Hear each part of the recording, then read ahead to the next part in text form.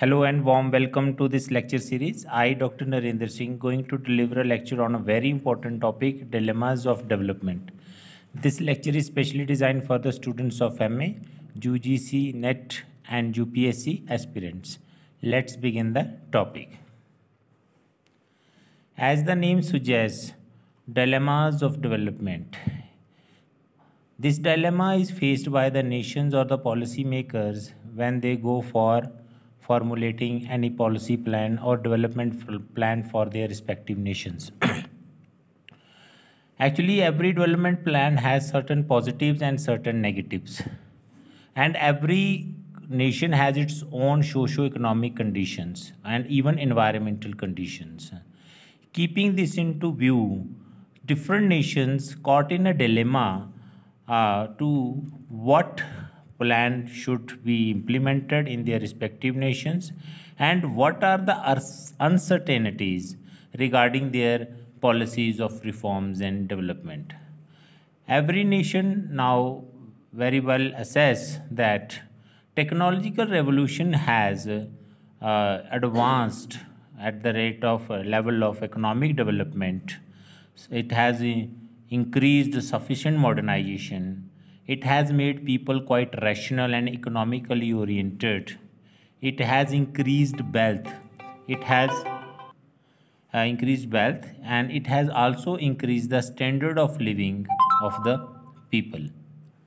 But certain problems are also attached with the issue of development, which are very glaring and which cannot be ignored, like the issue of unemployment.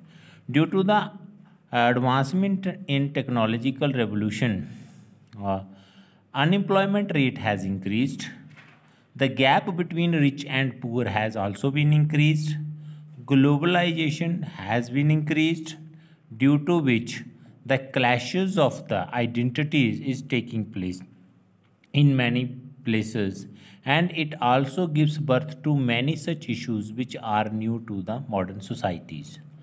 And this is how confronting all these issues, confronting all these problems, every society, it is very difficult for every society or nation to decide which model to adopt and which model not to adopt. According to S.A. Dubey, there are 4 dilemmas which are attached with the model of development, which are largely being debated. First dilemma is development versus non-development. Second is indigenous development model versus foreign development model. Third one is self-sufficiency model versus interdependence model of development. Fourth one is growth-oriented model of development oblique distribution-oriented model of development. Let us begin all these development models one by one. First one is development versus non-development model. So what are these? Let's start. The offshoots of technological advancement and economic development have disenchanted some people and even some nations, which leading them to disapprove development and stay within non-development. मतलब ये है कि बहुत सारे देश जैसे जैसे तरक्की करते चले गए, उनके सामने एक चैलेंज हुआ, या उन्होंने जो चैलेंजेस देखे उस डेवलपमेंट मॉडल को इम्प्लीमेंट करने के बाद, जैसे कैपिटलिस्ट मॉडल ऑफ डेवलपमेंट है, जिसने लार्ज स्केल पे ऊपर मिनरल रिसोर्सेज को एक्सप्लॉइट किया, नेचुरल वेल्थ को एक्सप्लॉइट किया, जिस वजह से बहुत सारी जो कैलमिटीज़ हैं वो हमें देखने को मिली हैं. आज हम ग्लोबल वार्मिंग जैसी प्रॉब्लम्स का सामना कर रहे हैं. टेम्परेचर बढ़ रहा है तो सी का जो लेवल है वो भी राइज कर रहा है. पोल्यूशन जैसी प्रॉब्लम्स हम बड़े लेवल पे फेस कर रहे हैं, चाहे वो एयर पोल्यूशन है, नॉइज़ पोल्यूशन है, चाहे सॉइल पोल्यूशन है, वाटर पोल्यूशन है. इसी तरह से नई नई तरह की डिजीज़ेस हैं जो हमारे लाइफस्टाइल से जुड़ी हुई हैं, जैसे डायबिटीज़ है, एस्थमा है, और भी बड़ी सारी ऐसी बीमारियां जो हैं जिसने हमें हमारी लाइफ को बड़ा ही मुश्किल बना दिया है. इसलिए अब तो लोग ये कहने लग पड़े कि इस डेवलपमेंट से तो वो वाला नहीं डेवलपमेंट हुए अच्छे थे, क्योंकि उस समय आदमी का लाइफ स्पैन तो अच्छा था. अब तो कोई लाइफ की गारंटी नहीं है कि कब इंसान को क्या हो जाए, कौन सी बीमारी लग जाए। इसलिए ये एक डिबेट चल पड़ी, डेवलपमेंट वर्सेस नॉन डेवलपमेंट, कि डेवलपमेंट को अपनाया जाए कि जैसे हैं वैसे ही रहें। क्योंकि हमने देखा हमारे देश में बहुत सारे इन्वायरमेंटल मूवमेंट चले ट्राइबल बेल्ट्स में, जहाँ जो बिल्कुल फॉर ऑफ प्लेसेस हैं, जो आइसोलेटेड वर्ल्ड हैं, वो जो डिप्राइव्ड और मार्जिनलाइज सेक्शंस हैं सोसाइटी के, उनको लगा कि ये डेवलपमेंट का मॉडल बेसिकली हमें और मार्जिनलाइज बनाता चला जा रहा है, हमें अपनी हैबिटेट से भी बाहर निकालते चला जा रहा है। तो इसीलिए बहुत सारे मूवमेंट्स हुए जिसने ये रेजिस्टेंस दी उन नए जो मॉडल ऑफ डेवलपमेंट है, जिसकी वजह से हम जानते हैं लार्ज स्केल ऑफ डिस्प्लेसमेंट हुई है डैम कंस्ट्रक्शन की वजह से, या ब्रिज कंस्ट्रक्शन या रोड कंस्ट्रक्शन की वजह से। तो इसलिए एक डिबेट चल पड़ी that development has seen as a threat of to human beings. ये जो मॉडर्न जो डेवलपमेंट का मॉडल है, ये तो ऐसे लगता है कि ये पूरी नेचर को ही डिस्टेबलाइज कर देगा। Environmental balance and depletion of renewable natural resources as are being faced in world today are the matters of the greater concern। जैसे हमने पहले भी डिस्कस किया कि environmental imbalance हो रहा है हर जगह पे। हम देखिए पहाड़ों के ऊपर आजकल बर्फ़ भी बड़ी कम पड़ रही है, जिस वजह से पहाड़ी क्षेत्रों में अब ये चिंता होगी कि अब हमें पानी की स्कार्सिटी का सामना करना पड़ेगा। जहाँ बहुत सारे झरने वैसे ही पूरा साल बहते रहते थे, बर्फ़ ही नहीं गिरेगी तो पानी कहाँ से आएगा। ठीक है, लार्ज स्केल पे जो है फॉरेस्ट जो कटिंग हो रही है उसकी वजह से ऑक्सीजन का कंटेंट कम होता चला जा रहा है, और टूरिज़्म बढ़ने की वजह से पहाड़ी क्षेत्रों में क्या हुआ कि बहुत सारा प्लास्टिक एक्यूमुलेट हो जाता है, बहुत सारी और तरह की हेल्थ इश्यूज़ और इन्वायरमेंटल प्रॉब्लम्स इमर्ज हो जाती हैं। तो इस तरह से हम देखते हैं कि अभी रिसेंटली जोशी मठ वाला एक आपने सुना होगा न्यूज़ में भी, जिसमें वो उत्तराखंड में एक तीर्थ स्थान है, वहाँ पे वो पूरे का पूरा जो जोशी मठ वाला इलाका है वो सबमर्ज करने लग पड़ा, सबसाइड करने लग पड़ा। तो जो साइंटिस्ट हैं उन्होंने बोला कि इसका सबसे बड़ा रूट कॉज ये है कि जब वहाँ पे लार्ज स्केल लेवल के ऊपर डैम कंस्ट्रक्शंस होने लग पड़ी, रोड बनने लग पड़े, पुल बनने लग पड़े, तो वहाँ पे पहाड़ों में जब ब्लास्टिंग वगैरह की जाती है उस वजह से वहाँ का जो नेचुरल सिस्टम है वो सारे का सारा डिस्टर्ब कर दिया गया है। तो ये सब कारण है। अभी हमने देखा केदारनाथ में आज से कोई 8-10 साल पहले वहाँ पे फ्लड आया तो वहाँ पे जितना भी वो सारा वहाँ पे अर्बनाइजेशन हुई थी उस मंदिर के आसपास, जितने होटल्स रेस्टोरेंट्स बने थे वो सारे बह गए। तो वो पता किया गया कि ऐसा क्यों हुआ, तो कल ये पता चला कि वो बेसिकली उन्होंने बनाए ही उस जोन में थे जहाँ पे कभी भी फ्लड आ सकता था। तो इट मीन्स कि इंसान जो है उसने अपने लिए नए खतरे पैदा कर दिए हैं, जिनके ऊपर विचार करना, जिनका सोल्यूशन निकालना आज के समाज के सामने, जहाँ आज की जो वर्ल्ड कम्युनिटी है उसके लिए बड़ा चैलेंजेबल है। कुछ स्कॉलर्स कहते हैं कि क्या हमें जो पुराना मॉडल ऑफ डेवलपमेंट है उसी के साथ ही रहना चाहिए या वापस चला जाना चाहिए। तो कहते हैं कि वापस तो नहीं जा सकते ना, it is impossible to retreat from the modernization and development. ऐसा तो नहीं है कि हम फ्यूडल एज में चले जाएं, वापस की दुनिया में चले जाएं, क्योंकि अंडर डेवलपमेंट कोई सोल्यूशन तो नहीं हुआ ना, तो फिर क्या किया जाए। तो एक नया कॉन्सेप्ट गढ़ा गया जिसे हम बोलते हैं सस्टेनेबल डेवलपमेंट। ऐसी डेवलपमेंट की जाए जो सस्टेन करे लंबे समय तक, जो आने वाली जनरेशन्स को ध्यान में रख के की जाए। ऐसा नहीं है कि आज की जनरेशन्स तो सारे नेचुरल रिसोर्सेज को एंजॉय कर ले लेकिन आने वाली जो पीढ़ियां हैं उनके लिए कुछ भी ना छोड़े। ऐसा नहीं होना चाहिए। इसलिए हमें मिनरल्स को उस हिसाब से यूज़ करना है, उस हिसाब से यूज़ करना है कि वो गंदे ना हों। जैसे पानी एक बहुत बड़ा नेचुरल रिसोर्स है, अगर पानी नहीं होगा तो ये सिविलाइजेशंस ही सारी ख़त्म हो जाएंगी, क्योंकि हम इतिहास में जानते हैं कि सारी सिविलाइजेशंस का जन्म नदियों के किनारे हुआ। इट मीन्स कि जितनी भी इंसानों की बस्तियां हैं वो पानी की वजह से ही ज़िंदा रहती हैं। अगर पानी नहीं होगा तो वो सब ख़त्म हो जाएंगी। तो अगर हम उस पानी को गंदा कर देंगे, पीने योग्य नहीं रखेंगे, जहाँ उसमें ऐसी इतना पोल्यूट कर देंगे कि उसकी वजह से वाटर बॉर्न डिजीज़ हो जाएं, जो हमारे लिए क्या बन जाए, मौत का कारण बन जाए। तो ऐसा नहीं होना चाहिए। तो इसलिए सस्टेनेबल डेवलपमेंट का कॉन्सेप्ट आया उसके अलावा ये भी है कि ये सिर्फ इंडिविजुअल के लेवल पे नहीं हो सकता, इसके लिए गवर्नमेंट्स को और नेशंस को, इवन कि इंटरनेशनल कम्युनिटी को आगे आना चाहिए और इसके लिए कदम उठाने चाहिए। उसके बगैर कोई भी इलाज नहीं है। इसलिए हमने देखा बड़े लेवल के ऊपर हम देखते हैं इंटरनेशनल कॉन्फ्रेंसेस होती हैं एनवायरमेंटल प्रोटेक्शंस को लेके। नेक्स्ट जो डायलेमा है वो है indigenous model of development versus foreign model of development. It is interesting to note that the paradox today where capitalist market economy is bringing nation much closer to one another under one roof. Globalization is taking place which is further demolishing the national boundaries, creating the transcendental societies, allowing free movement of capital, labor, commodities across the national boundaries. A new type of cultural, national, religious, linguistic identities are emerging. But the problem is that this normative principle of modernization has been exposed to the ironical exigencies. What are those ironical exigencies? For example, purely rational action of individual in the market economy is oriented towards the welfare of the individual, not the community. Now the individual pleasure is given more importance. You know that the modern model of development is based on the three basic principles: individualism, materialism, and consumerism. It ignored the communal interest, community interest, which is very irrational.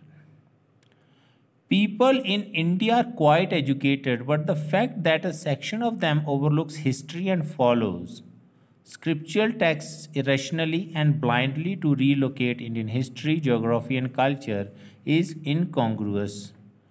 The onslaught of globalization has not been able to eliminate individual cultures. However, the outbreak of culture and ethnic clashes have sprouted out of the fear of loss of identity. Yet another dilemmatic situation today is to choose between development and sustainable development. हमने यहाँ पे ये कह रहे हैं कि अगर हम आज का जो मॉडल ऑफ डेवलपमेंट है, फॉरेन जो मॉडल ऑफ डेवलपमेंट है, उसको फॉलो करते हैं, तो हमने देखा कि ये जो इंडिजिनस सोसाइटीज़ हैं, जहाँ इंडिजिनस सोसाइटी का जो कल्चर है वो पूरी तरह से एक तरह से इम्पीरियलिज्म का शिकार हो जाता है, जिससे हम कहते हैं इम्पीरियलिज्म ऑफ कल्चर, ठीक है ना, या कोलोनाइजेशन ऑफ द कल्चर, जिसमें एक नई तरह का वैल्यू सिस्टम जो वेस्ट से इन्फ्लुएंस्ड है, पूरी तरह से वेस्ट ओरिएंटेड है, वो आप ईस्ट की सोसाइटीज़ के ऊपर लाद देते हो सकता है वहाँ के कल्चर के हिसाब से, वहाँ की इकोनॉमिक कंडीशन के हिसाब से, वहाँ की एथनिक कंडीशंस के हिसाब से वो सूटेबल ना हो। तो इसीलिए एक कॉन्सेप्ट है कि फॉरेन जो कॉन्सेप्ट है, फॉरेन डेवलपमेंट का जो कॉन्सेप्ट है, वो किस तरह से और कितना सूटेबल है हर एक सोसाइटी के लिए, जो उससे बिल्कुल भी उनसे कोई मेल नहीं खाती हैं, जहाँ कल्चरली, सोशोलॉजिकली, एथनिकली बिल्कुल रेशियली डिफरेंट है। The dilemma is more gripping in the less developed countries, और ये डायलेमा सबसे ज़्यादा लेस डेवलप कंट्रीज़ की फेस कर रही हैं रादर दैन कि जो डेवलप हो चुकी हैं, क्योंकि जो डेवलप हो चुकी हैं उनको डेवलप होना नहीं है, लेकिन जिन्होंने डेवलप होना है अभी उनकी एक ख्वाहिश है कि हम उस क्लास में ज्वाइन कर लें। अभी रिसेंटली आपने देखा है कि कैपिंग वाला कॉन्सेप्ट हुआ क्लाइमेट चेंज को लेके कि आप कितना पोल्यूशन, कितना कार्बन जो है वो एमिट कर सकते हैं। तो उसमें बड़ी डिबेट चली कि पर कैपिटा होना चाहिए। इंडिया और चाइना ने बोला कि हमारी तो पॉपुलेशन ज़्यादा है, तो हमारी तो डिमांड भी ज़्यादा है, तो इसलिए हमें तो करना ही पड़ेगा, ठीक है। तो इस तरह से हम देखते हैं कि अब जो डेवलपिंग नेशंस हैं उनके लिए ज़्यादा ये सवाल खड़ा है कि अगर तो हम डेवलपमेंट नहीं करते हैं तो हम अपने देश की ज़रूरतों को कैसे पूरा करेंगे। जहाँ हमारे लोग पिछड़े रह जाएंगे, वो मॉडर्नाइज नहीं होंगे, ठीक है। तो अगर करते हैं तो उससे क्या होगा कि हमारा एनवायरमेंटल डिस्ट्रक्शन होता है। तो इस तरह से हम देखते हैं कि ये भी एक डायलेमा है कौन सा? Indigenous versus foreign model of development. Third जो पॉइंट है वो है, डिलेमा जो है वो है self sufficiency versus interdependence. You know, every country wants to be self-sufficient. The bigger the country, the bigger the requirement is to remain self-sufficient. जितना बड़ा देश है उतना ज़्यादा ज़रूरत है। और हमने देखा है कि जो बड़े देश होते हैं उनके पास ज़्यादा नेचुरल रिसोर्सेज होते हैं, ज़्यादा रॉ मटेरियल होता है, इसलिए उनके पास सेल्फ सफिशेंसी के ज़्यादा साधन हैं। जबकि छोटे देश जो हैं जिनके पास साधन भी कम हैं, नेचुरल रिसोर्सेज भी कम हैं, तो वो कम चांसेस हैं उनके सेल्फ सफिशिएंट होने के। इस वजह से क्या होता है कि जो बड़े देश होते हैं वो अपनी पॉलिसीज़ क्या करते हैं, छोटे देशों पे लागू कर देते हैं।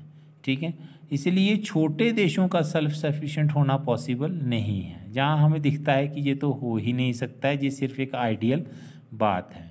मॉडर्न इकॉनमी में जो डेवलपमेंट है वो फर्स्ट वर्ल्ड नेशंस को ही मतलब फ़ायदा देती है। यहाँ जो बड़े देश हैं आबादी में या एरिया में जो बड़े हैं उनको फ़ायदा देती है। बाकी जो छोटे देशों के लिए सेल्फ सफिशिएंसी एक मिसनॉमर है। The developed countries which extend financial help to the less developed countries also exercise considerable degree of authority over the recipients and force them to concede to their terms, conditions, causing their underdevelopment. जैसा हमने पहले भी discuss किया कि बड़े देश अगर छोटे देशों को पैसा देते हैं, मदद देते हैं, तो वो अपनी अथॉरिटी भी उन पे रखते हैं और उनको अपनी शर्तों के ऊपर प्रोडक्शन करने को मजबूर करते हैं। फोर्थ जो डायलेमा है वो है growth oriented model of development versus distribution oriented model of development. अब ये जो मॉडल दोनों में जो डायलेमा है उसमें ये है कि पहले जो हमारा इकोनॉमिक मॉडल था शुरुआत में वो इस बात पे फोकस रखता था कि प्रोडक्शन ज़्यादा होनी चाहिए। Their major concern was the production. ठीक है, बाद में फिर ये थोड़ा सा शिफ्ट हुआ और ये बोला गया कि it should be shift from production to distribution, क्योंकि सिर्फ प्रोडक्शन होने से हम ये नहीं कह सकते कि डेवलपमेंट हो रही है। क्योंकि जीडीपी ग्रोथ रेट हो रहा है, प्रोडक्शन हो रही है, लेकिन उसका सरप्लस किसके पास जा रहा है, सवाल ये है। जैसे मार्क्स बोलते हैं कि कैपिटलिस्ट मोड ऑफ प्रोडक्शन में जो सरप्लस होता है वो तो कैपिटलिस्ट की जेब में चला जाता है और मज़दूर जो होता है या गरीब और गरीब होता चला जाता है और अमीर होता जाता है। It further widen the gap between the rich and the poor. ठीक है, जो कि फ्यूडल सोसाइटीज़ में इतना नहीं है। ठीक है, या एग्रीकल्चर सोसाइटीज़ में ऐसा नहीं है। जबकि कैपिटलिस्ट सोसाइटी में हम देखते हैं एक आदमी के पास बहुत बड़ा बंगला है, बहुत सारी कारें हैं, हर तरह की फैसिलिटी है और उसी के घर के सामने एक बहुत बड़ा स्लम है जहाँ पे थोड़ी सी जगह में बहुत सारे लोग रह रहे हैं और ऐसे लगता है जैसे कोई जानवर रखे हों, जैसे भेड़ बकरियां पाली हुई हों, जहाँ पे बहुत गंदगी है, ओवर क्राउडिंग है, कंजेशन है, पोल्यूशन है, गार्बेज है। ठीक है, तो ये इसलिए कहा गया कि डेवलपमेंट को आप सिर्फ प्रोडक्शन से मत मापिए, इससे मापिए कि डिस्ट्रीब्यूशन कितनी हो रही है और कितनी बराबरी की हो रही है, इक्वालिटी ऑफ द डिस्ट्रीब्यूशन। लेकिन ये जो डिस्ट्रीब्यूशन वाला कॉन्सेप्ट है कि इक्वल डिस्ट्रीब्यूशन होनी चाहिए, जिसकी एडवोकेसी कार्ल मार्क्स करते हैं कि सोशलिज्म और कम्युनिस्ट सोसाइटीज़ में क्या होगा कि सबको उनकी ज़रूरत के हिसाब से हर चीज़ मिलेगी। ठीक है, लेकिन ये जो जुडिशियस डिस्ट्रीब्यूशन ऑफ प्रोडक्शन की जो बात है ये भी अब लगता है it is next to impossible. The capitalist economies which is perhaps emerging as an unchallenged economy of the world, particularly after the demise of the USSR and the act of liberalization in socialist economies, bound to promote cutthroat competition among the players in the economy, whether they are the capitalists or the workers, and ignore any judicious distribution of production. 1991 में 1991 के बाद जब USSR break हो गया, 15 देशों में टूट गया, तो वो एक बड़ा ही एक तरह का पैराडाइम शिफ्ट था। क्योंकि तब दो जो मॉडल थे इकोनॉमी के वो आपस में फाइट कर रहे थे, compete कर रहे थे कि कौन सा ज़्यादा सुप्रीम है। एक था कैपिटलिस्ट मॉडल ऑफ डेवलपमेंट और दूसरा था socialist model of development. Socialist USSR का ब्रेक करना ये प्रूव कर गया कि जो socialist model of economic development है वो इतना सस्टेनेबल नहीं है, इसलिए यूएसएसआर ब्रेक हो गया, इसलिए कैपिटलिस्ट मॉडल ऑफ डेवलपमेंट जीत गया। तो कैपिटलिस्ट मॉडल ऑफ डेवलपमेंट जीतने के बाद क्या हुआ कि उसके बाद जितने भी देश थे उन्होंने कैपिटलिस्ट मॉडल ऑफ डेवलपमेंट को अडॉप्ट कर लिया अपनी पॉलिसी के तौर के ऊपर, और जिसकी वजह से चाहे कोई भी देश हो, अब अगर हम देखते हैं आज के दौर में चाहे चाइना ही क्यों ना हो, जो अपने आप को सोशलिस्ट देश कहता है, जो 1949 में वहाँ पे माओ ने रेवोल्यूशन लाया, वो भी कहीं ना कहीं किसका मॉडल फॉलो कर रहा है, वो भी तो कैपिटलिस्ट मॉडल ऑफ डेवलपमेंट ही तो फॉलो कर रहा है। ठीक है, तो इसलिए जो एक होप थी कि जुडिशियस डिस्ट्रीब्यूशन होगी रिसोर्सेज की, जिन देशों से ये एक आस थी, होप थी, अब वो भी तो वही मॉडल फॉलो करने लग पड़े। इसलिए हम कहते हैं it is next to impossible of एक model of equal distribution of the resources.